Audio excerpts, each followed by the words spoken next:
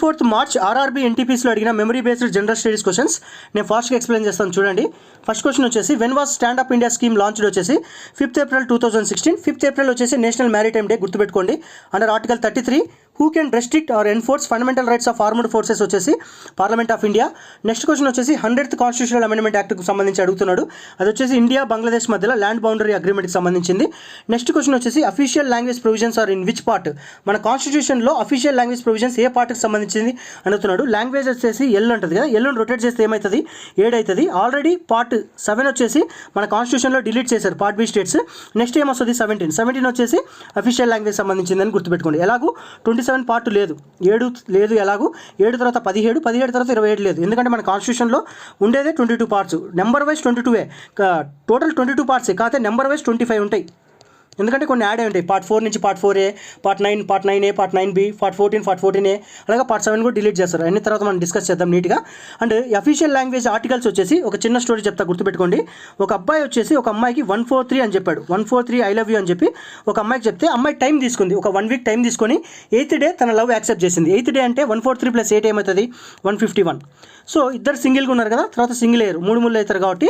So 343 నుంచి 351 వరకు official language articles ఉంటాయి గుర్తుపెట్టుకోండి. నెక్స్ట్ క్వశ్చన్ వచ్చేసి రాజ్యసభ సీట్ అలొకేషన్ వచ్చేసి 4th షెడ్యూల్. మనందరికీ తెలుసు టీయర్స్ ఆఫ్ వరల్డ్ పిఎం అనే కోడ్ ఉంటుంది. తర్వాత నేను ఆ షెడ్యూల్స్ గురించి నీట్గా డిస్కస్ చేస్తాను. Territories, emoluments, oaths and affirmations, Rajya Sabha seat అలొకేషన్కి సంబంధించింది. First schedule, second schedule, third schedule, fourth schedule, అలా 12 షెడ్యూల్స్కి ఆ కోడ్ ఉంటుంది, అందరికీ తెలిసే ఉంటుంది. లేదంటే నేను షెడ్యూల్కి సంబంధించింది ఒక వీడియో చేస్తాను. నెక్స్ట్ క్వశ్చన్ చూద్దాం. Who led the salt march, ఎక్కడి నుంచి ఎంతవరకు, తిరుచి నుంచి వేదరణ్యం వచ్చేసి C Rajagopalachari. Next world wetland day వచ్చేసి 2nd February. India's largest operational nuclear power plant వచ్చేసి కుడంకులం న్యూక్లియర్ పవర్ ప్లాంట్. ఇది తమిళనాడులో ఉంటుంది. తమిళనాడులో తిరునెల్వేలి అనే డిస్టిక్లో కుడంకులం అనే విలేజ్లో ఉంటుంది. Forest where trees do not shed leaves సైమిల్టేనియస్లీ వచ్చేసి tropical evergreen forest. Next question చూద్దాం. లార్జెస్ట్ గ్లేషియర్ వచ్చేసి కారాకోరంలో Siachen glacier. Main cause of acid rain వచ్చేసి sulphur dioxide. Function of Alt + F4 వచ్చేసి ఏదైనా విండో ఓపెన్ చేస్తున్న, అప్లికేషన్ ఓపెన్ చేస్తున్న Alt + F4 కొడితే ఆ విండో లేదా అప్లికేషన్ క్లోజ్ అయ్యింది. జనరల్గా మనం ఇంటూ సింబల్ తీసుకొని మౌస్తో క్లిక్ చేస్తే క్లోజ్ అయ్యింది. ఇది short cut. Alternate form of gene వచ్చేసి అల్లీలు. Glycosuria means glucose in urea. Next question చూద్దాం. సిగ్నిఫికెంట్ ఫిగర్స్ ఇన్ 0.0200 వచ్చేసి 3 సిగ్నిఫికెంట్ ఫిగర్స్. ఇది ఫిజిక్స్లో వాడతారు. తర్వాత డీటెయిల్గా కాన్సెప్ట్ ఎక్స్ప్లెయిన్ చేస్తాను. సిగ్నిఫికెంట్ ఫిగర్స్ ఎలా క్యాలిక్యులేట్ చేస్తారు అనేది. Same input give same output is called determinism లేదా కన్సిస్టెన్సీ అంటారు. NSIC వచ్చి నేషనల్ స్మాల్ ఇండస్ట్రీ కార్పొరేషన్ 1955లో ఎస్టాబ్లిష్ చేశారు. ఇది MSME మినిస్ట్రీ కింద ఉంటుంది. Miniratna government organisation.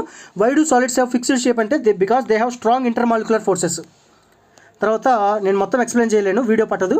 Video pass చేస్తాను చూసుకోండి. ఇవి కూడా వీడియో పాస్ చేస్తాను చూసుకోండి.